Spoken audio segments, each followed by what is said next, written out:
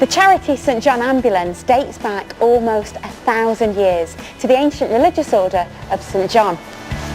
The museum here at St John's Gate tells the history of the charity and its surprising link to Jerusalem. Tom Folkes is the director. Now, Tom, I recognise this church. That's the Holy Sepulchre in Jerusalem where Jesus is supposed to have been buried. Absolutely. If we take ourselves to the 11th century, many pilgrims would travel to the holy city of Jerusalem to visit this and other holy sites. And clearly travel in that time was not quite as convenient as it is today. So by the time they got to Jerusalem, they were often in quite a poor state of health. So the Order of St John established a hospital in Jerusalem to care for those sick pilgrims, regardless of faith, and provide them with first aid care. Amazing. And who's this? This is the Blessed Gerard, the man who we can thank for all of this. He established the hospital in Jerusalem and began that exemplary healthcare. But it's not named after Gerard, it's named after John, presumably John the Baptist. Exactly, yes. Gerard is also responsible for the insignia of St John. The famous 8-pointed cross was worn on the monks' robes. So the symbol that you see on the side of an ambulance today is one continued unbroken line from those original Hospitaller brothers as a symbol of first aid and humanitarian care. Over the following centuries, the Order of St John spread across the world, building hospitals and churches wherever they went. St John's Gate, here in Clerkenwell in London, became its English base. Tom, this place is amazing. Yes, so we are standing in the original Priory Church of the Order of St John, and this is the crypt. So this was the real focus of that religious devotion. So what happened to the order? Well, in 1540, if you know your history, Henry VIII on the throne, he split from the Catholic Church, and in that year, 1540, the Order of St John was the last Catholic order in England to be dissolved.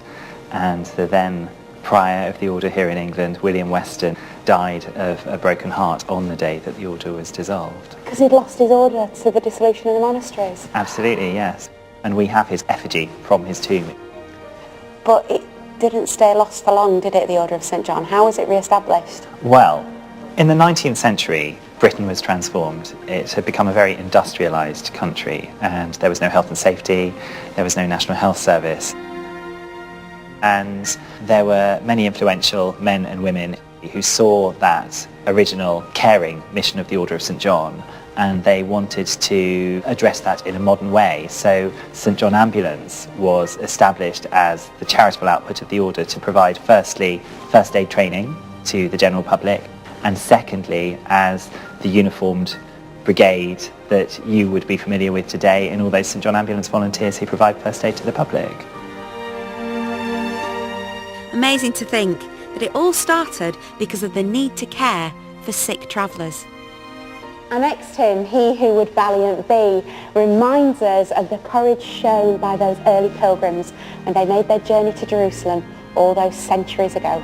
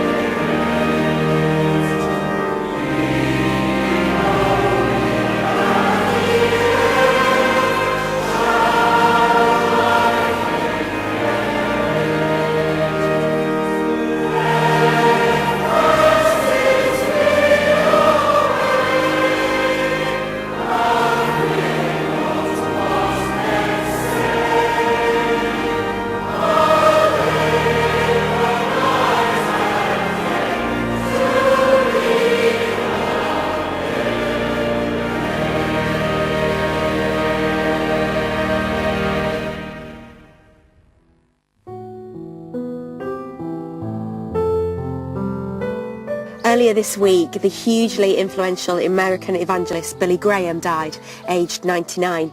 We'll remind you of his global impact on Christianity in a special feature coming soon. But for now, we dedicate one of his favourite hymns, Just As I Am, to his memory.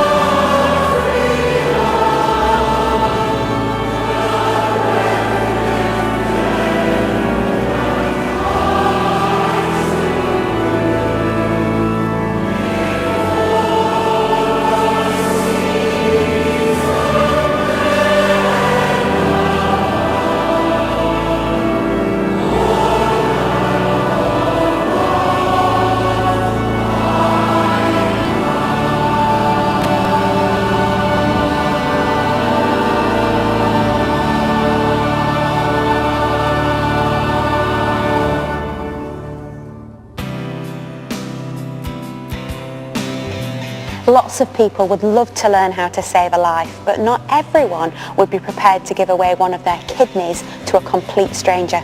JB Gill's been to meet a woman who did just that and began a whole new movement of Good Samaritans.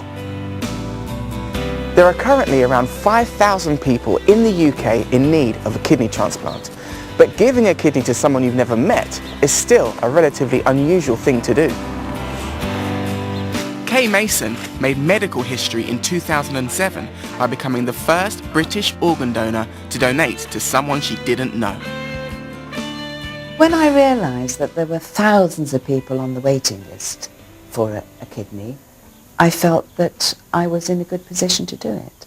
And what was your motivation? I'm a great enthusiast for the Holy Spirit, and I think that on the whole the Holy Spirit acts in us and that we are God's hands and feet, and that many things that we can do, we should do. If you're willing to give a kidney to a friend, then why not give it to somebody you don't know at all?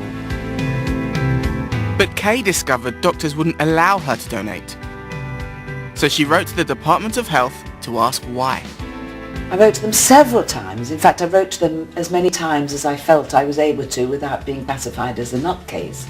And they constantly wrote back saying, yes, it was a nice idea, but doctors would be reluctant to operate on anybody for whom they couldn't see a benefit. And it didn't make sense to them. And they were worried about maybe money changing hands or coercion, which it didn't apply at all, because obviously when it's out of your hands and you just hand over your kidney and somebody else gives it to somebody you don't know, then there's no chance of money changing hands. But then they did say that they were preparing a consultation document, and that if I would like to respond to that and make a contribution, I could. So I wrote a letter, and in due course the law was changed. It was several years later then. Kay is now involved with the charity Give a Kidney and regularly gives talks about her successful operation. There's so many risks associated with it. I think I'd be really terrified even if I wanted to do it. There aren't too many risks associated with it. There's always a risk with any surgery, which, you know, one has to accept. But I had been so thoroughly investigated, and in fact now I'm invited to go back every year for a checkup. So I think I'm better looked after and likely to stay healthier than if I hadn't done it. Did you ever meet the person you donated your kidney to? No, there's always an understanding when you do this that anonymity can be maintained, and if somebody particularly wants to be in touch, particularly the recipient, that can happen. But it isn't so in my case, and I'm fine with that. Also here today is Lisa Burnap from NHS Blood and Transplant. The NHS's UK Living Kidney Sharing Scheme says one altruistic donation can trigger a chain of up to 3 further organ donations. Is there an age limit? There isn't really. The average age of people donating to someone they don't know is around 50. We've had a lot of donors between the ages of 50 and the oldest was 85, so you can see the range. One of Kay's favourite hymns sums up the sense of calling she felt. I'm very fond of the hymn, I the Lord of Sea and Sky, because I think that's quite motivational when you sing that bit, Is it I? It makes you wonder, you know, what you can be doing that you haven't done or might be able to do.